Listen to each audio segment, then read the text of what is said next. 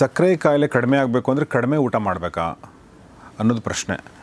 So ಆವಾಗ ಕಡಿಮೆ ಊಟ ಮಾಡಿದರೆ ಕಡಿಮೆ ಶಕ್ತಿ, ಅದರಿಂದ ಸುಸ್ತಾಗುತ್ತೆ ಅನ್ನೋದು ಒಂದು ಪ್ರಶ್ನೆ. ಈ ಜೊತೆಗೆ ಹಣ್ಣುಗಳನ್ನ ತಿನ್ನಬೇಡಿ ಅಂತ ಹೇಳ್ತಾರೆ. ನಮಗೆ ಹಣ್ಣುಗಳಿಂದ ಎಷ್ಟೊಂದು ಒಳ್ಳೆ ಪೋಷಕಾಂಶಗಳು ಸಿಗ್ತವೆ, ಅದನ್ನು ಕೂಡ ತಿನ್ನಬೇಡಿ ಅಂತಂದಾಗ ಒಬ್ಬರು ನಮ್ಮ ಪೊಲೀಸ್ ಆಫೀಸರ್ ಬಂದಾಗ ಯಾರೋ ನಮ್ಮ ಜೊತೆ ಇನ್ನೊಬ್ರು ಯಾರೋ ಬಂದ ತಕ್ಷಣ ಇವರು ಹೇಳಿದರು ಅವರು ಡಯಾಬಿಟೀಸ್ ಇದೆ ಅಂಥೇಳಿ. ಅಂದರೆ ನೋಡಿದ ತಕ್ಷಣ ಡಯಾಬಿಟೀಸ್ ಅಂತಂದರೆ ಅವರು ಸ್ವಲ್ಪ ವೀಕ್ ಆಗಿರ್ತಾರೆ, ಕೃಶವಾಗಿರ್ತಾರೆ. ಯಾಕೆಂದರೆ ಅವ್ರಿಗೆ ನಾವೇನು ಹಣ್ಣು ತಿನ್ನಬೇಡಿ ಇದೆಲ್ಲ ತಿನ್ನಬೇಡಿ ಅಂದಾಗ ಅವರು ಕೃಶ ಆಗಿರ್ತಾರೆ ಅನ್ನೋದೊಂದು ಮನೋಭಾವ. ಇವರು ಕೂಡ ಅದೇ ಧಾಟಿಲಿ ಕೇಳ್ತಾ ಇದ್ದಾರೆ, ಕಡಿಮೆ ತಿನ್ನಿ ಅಂದರೆ ವೀಕ್ ಆಗ್ತೀವಲ್ವಾ, ಸುಸ್ತಾಗುತ್ತಲ್ವ ಅನ್ನೋದು ಒಂದು ಪ್ರಶ್ನೆ. ಎರಡು ಪ್ರಶ್ನೆ ಇದೆ. ಮೊದಲನೇದು ಕಡಿಮೆ ತಿನ್ನೋದು, ಜಾಸ್ತಿ ತಿನ್ನೋದು. ಇದು ಈ ಕಡಿಮೆ ಜಾಸ್ತಿ ಅನ್ನೋದು ಅವ್ರು ಎಷ್ಟು ತಿಂತಾ ಇದ್ದಾರೆ ಅನ್ನೋದನ್ನ ಗಮನದಲ್ಲಿ ಇಟ್ಕೊಂಡು ಅವ್ರು ಹೇಳ್ತಿದ್ದಾರೆ. ತಿಂತಾ ಇದ್ದಾರೆ ಅದಕ್ಕಿಂತ ಕಡಿಮೆ ತಿನ್ನೋದು ಅಂತ ಇಲ್ಲ. ನಾನು ಹೇಳೋದು ಈಗ ಅವರು ಏನು ತಿಂತಾ ಇದ್ದಾರೆ, ಯಾವ ಪ್ರಮಾಣದಲ್ಲಿ ತಿಂತಾ ಇದ್ದಾರೆ. ಎರಡನೇದು ಅವ್ರು ಎಷ್ಟು ದಪ್ಪ ಇದ್ದಾರೆ. ನಂಗೆ ಅರ್ಥ ಆಯ್ತು ನಿಮ್ಮ ಪ್ರಶ್ನೆ. ಈಗ ಅವ್ರು ನಾರ್ಮಲ್ ಅಂತ ತಿನ್ಕೊಂಡಿರ್ತಾರೆ, ಬಟ್ ಅವ್ರು ಜಾಸ್ತಿ ತಿಂತಾ ಇರ್ತಾರೆ. ಅವ್ರು ಜಾಸ್ತಿ ತಿಂತಾ ಇರ್ತಾರೆ.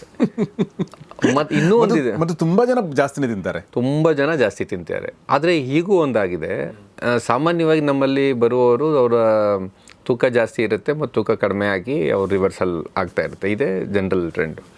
ಒಂದು 2-3 ಜನ ಸ್ವಲ್ಪ ಬೇರೆ ಥರ ಇದೆ. ಅವ್ರು ಬಂದ ಮೇಲೆ ನಾವು ಕೊಟ್ಟ ಆಹಾರ ಅಷ್ಟೇ ತಿಂದು ಅವ್ರ ತೂಕ ಜಾಸ್ತಿ ಆಯಿತು. ಯಾಕೆ ಅಂತ ಕೇಳಿದ್ರೆ ಅವ್ರು ಮೊದಲಿಗೆ ಸಿಕ್ಕಾಬಟ್ಟೆ ಕಡಿಮೆ ತಿಂತಾಯಿದ್ರು. ಇದು ಕೂಡ ನಾನು ಆಗಲೇ ಹೇಳ್ದಂಗೆ ವ್ಯಕ್ತಿಯಿಂದ ವ್ಯಕ್ತಿಗೆ ಭಿನ್ನವಾಗಿರುತ್ತೆ. ಇನ್ನೂ ಒಂದಿದೆ, ಅವ್ರು ಎಷ್ಟು ತೂಕ ಇದ್ದಾರೆ ಅನ್ನೋದ್ರ ಮೇಲೆ ಅವ್ರಿಗೆ ಲೋ ಕ್ಯಾಲೋರಿ ಲೋ ಕಾರ್ಬ್ ಡಯಟ್ನ ಕೊಡಬೇಕಾಗತ್ತೆ.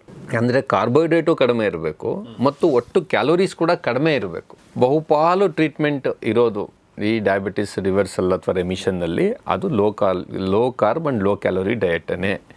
ಹಾಗಾಗಿ ಮುಂಚೆಗಿಂತ ಅದನ್ನು ಕಡಿಮೆ ಮಾಡೋದೇ ನಡೆಯುತ್ತೆ. ಆದರೆ ಒಂದು ಹಂತ ದಾಟದ ಮೇಲೆ ತುಂಬ ಸಣ್ಣಕ್ಕಾಗುವಂಥವ್ರಿಗೆ ಅಷ್ಟು ಸಣ್ಣಕ್ಕಾಗಬಾರ್ದು ಅಂದರೆ ಅವ್ರು ದಪ್ಪಕ್ಕಾಗುವುದಕ್ಕೆ, ಅವ್ರಿಗೆ ಮಸಲ್ ಬಿಲ್ಡಿಂಗ್ ಮಾಡೋದಕ್ಕೆ ಮತ್ತು ಆ ಕಾರಣಕ್ಕಾಗಿ ಅವರು ಒಟ್ಟಾರೆ ತಿನ್ನುವಂಥ ಪ್ರಮಾಣವನ್ನು ಜಾಸ್ತಿ ಮಾಡೋದಕ್ಕೂ ಕೂಡ ನಾವು ಹೇಳ್ತೀವಿ.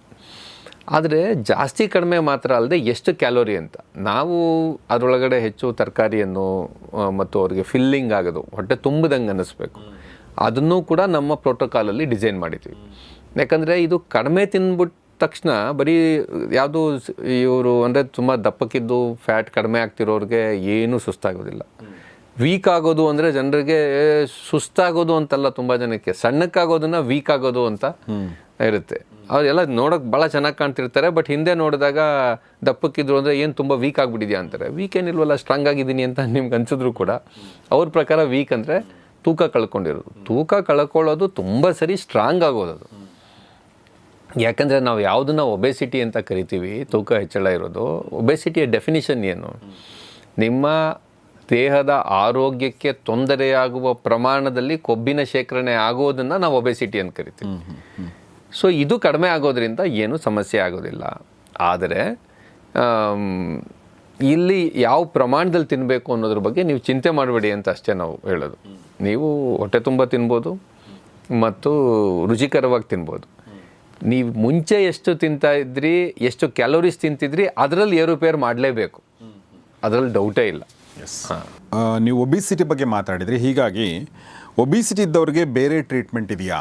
ಈಗ ಪಥ್ಯದ ಮೂಲಕ ನೀವು ನಿಯಂತ್ರಣ ಅಂತ ಹೇಳಿದ್ರಿ. ಓಕೆ, ಅದು ನಾರ್ಮಲ್ ಜನರಿಗೆ ನೀವು ಪಥ್ಯ ಮಾಡ್ತೀರಾ. ಒಬಿಸಿಟಿ ಇದ್ದವ್ರಿಗೆ ಏನು ಮಾಡ್ತೀರಾ?